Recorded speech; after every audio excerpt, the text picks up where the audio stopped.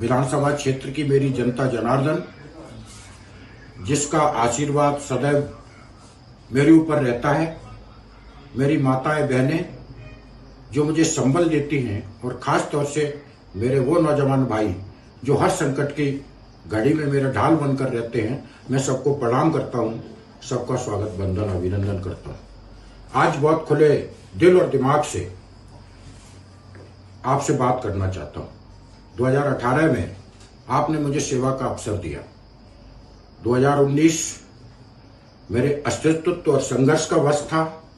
2020 में हमने और आपने इस सदी के सबसे भीषण कोरोना संकट को भी झेला है।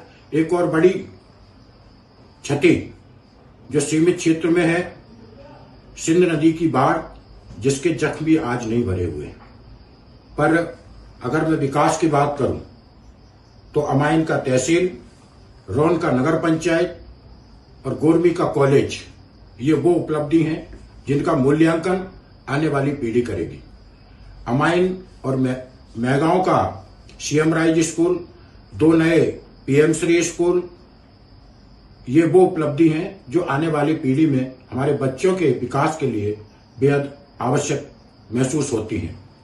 चाहे शिक्षा की बात करूं, चाहे स्वास्थ्य की बात करूं, पिछले 5 साल में लगभग 1 दर्जन नए सामुदायिक स्वास्थ्य केंद्र और लगभग इतने ही संजीवनी क्लिनिक मैगांव विधानसभा क्षेत्र में खोले गए। अगर सड़कों की मैं बात करूं तो मैं बड़े गर्व के साथ ये कह सकता हूं कि लगभग 400 करोड़ रुपए के सड़कों के विकास कार्य पूरे विधानसभा क्षेत्र में चल रहे हैं। इंदुर्खी में 28 करोड़ का नया पुल, 42.5 करोड़ का नीम गांव से बरासो, साइने और कनाथर होते हुए मोतक का रोड, 17.5 करोड़ का सोनारपुरा चौराहे से पिपाड़ी का रोड, ये सब वो उपलब्धि हैं जो आम मानव जीवन के लिए साधन और सुविधाएं संपन्न कराती है। विद्युत की समस्या के निराकरण के लिए 35 करोड़ का 132 केवी का सब स्टेशन, 6 नए विद्युत स्टेशन और लगभग 40 किलोमीटर लाइन बिछाने का कार्य मैंने स्वीकृत किया है। विकास भी और विश्वास भी, हर धर्म और संप्रदाय की भावनाओं का सम्मान करना और उनका विकास करना, ये मेरी नैतिक जिम्मेदारी थी। पथवाली माता से लेके दंदरुआ से लेके आजी माता तक लगभग 2.5 करोड़ रुपए के विकास कार्य हर समाज और वर्ग के तीर्थ और धार्मिक पवित्र स्थलों के विकास के लिए मैंने स्वीकृत कराए हैं। लेकिन विकास के अलावा मैं बड़े गर्व के साथ ये बात कहना चाहता हूं कि हर व्यक्ति और खास तौर से बुजुर्गों का सम्मान करना मेरी पारिवारिक संस्कार है। मेरे दरवाजे पे कोई आया, मैंने पूरा प्रयास किया उसकी मदद करने का, और अगर मैं किसी का भला नहीं कर पाया तो मैंने किसी का बुरा नहीं होने दिया। पूरे 5 साल में मैगांव विधानसभा क्षेत्र में एक भी फर्जी एफआईआर नहीं हुई। मेरे समाज के लोगों ने मेरी विधायकी का उपयोग कभी लोगों पे अत्याचार करने के लिए नहीं किया, और इसलिए आज मैं आपसे आंख मिला के बात करने की स्थिति में हूं। पद, बहनों और भाइयों, पद मेरे लिए कोई महत्व नहीं रखता है। और भाइयों, हर वर्ग और समाज, खासतौर से बुजुर्गों का सम्मान करना मेरे पारिवारिक संस्कार है।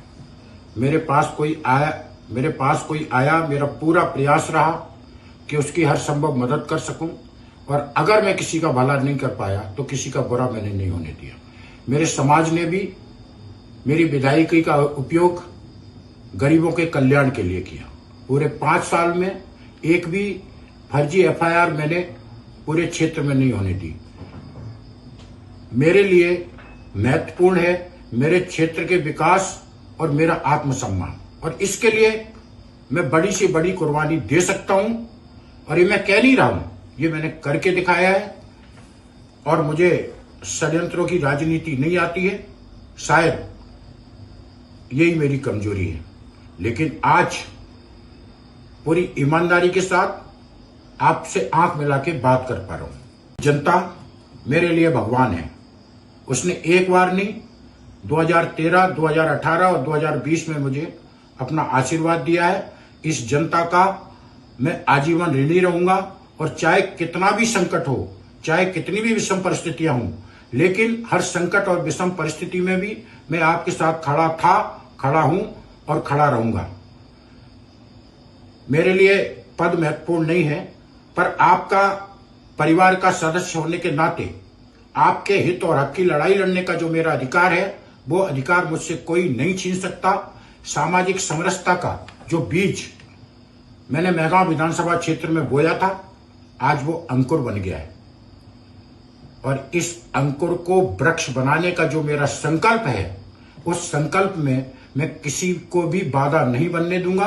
मुझे गर्व है इस बात का कि मेरे नेता आदरणीय श्रीमंत महाराज साहब और मेरे क्षेत्र की जनता मेरे साथ संकट में खड़ी है और वही मेरा संबल है। जाने में अनजाने में मेरे व्यवहार से किसी को कोई पीड़ा हुई है, मैं उसके लिए माफी चाहता हूं और मुझे पूरा विश्वास है कि मुझ जैसे अबोध व्यक्ति को मेरे क्षेत्र की महान जनता माफ कर देगी और मैं ये विश्वास दिला रहा हूं कि जीवन की अंतिम सांस तक आपकी भलाई के लिए काम करता रहूंगा।